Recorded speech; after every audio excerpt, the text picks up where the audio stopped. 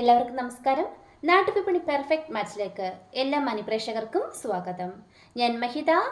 ഇന്ന് നമ്മുടെ ഗ്രൂപ്പിൽ വന്ന പ്രൊപ്പോസൽസിലോട്ട് പോകാം. അതിനു മുമ്പായി നമ്മുടെ ചാനൽ ഇഷ്ടമാവുകയാണെങ്കിൽ ലൈക്ക് ചെയ്യുക, ഷെയർ ചെയ്യുക, സബ്സ്ക്രൈബ് ചെയ്ത് മറക്കാതെ ഞങ്ങളെ സപ്പോർട്ട് ചെയ്യുക. നമ്മുടെ ഫസ്റ്റ് പ്രൊപ്പോസൽ നോക്കാം. ആദ്യത്തെ profile Harikrishnan.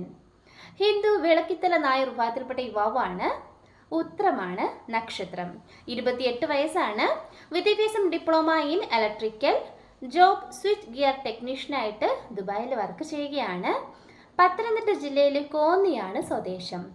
Contacts number 9961514948. Number ഒരിക്കൽ കൂടി പറയാം: 9961514948. അടുത്തതായി അരുൺ എസ്. ഹിന്ദു നായർ വിഭാഗത്തിൽപ്പെട്ട യുവാവാണ്. അനിഴമാണ് നക്ഷത്രം.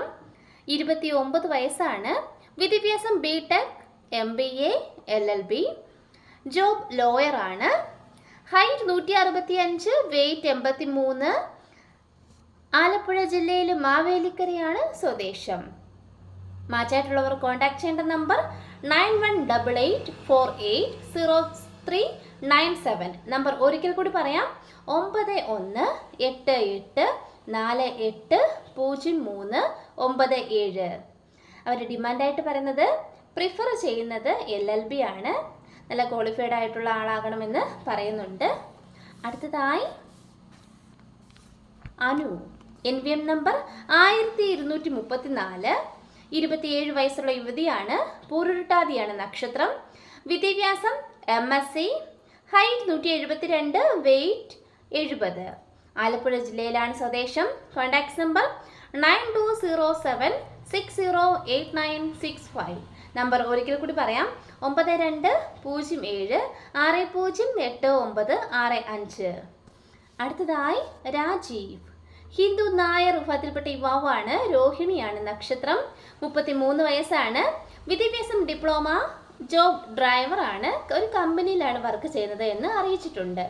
കൊല്ലം ജില്ലയിലാണ് സ്വദേശം. Contacts number 8921238934. നമ്പർ ഒരിക്കൽ കൂടി പറയാം: 8921238934.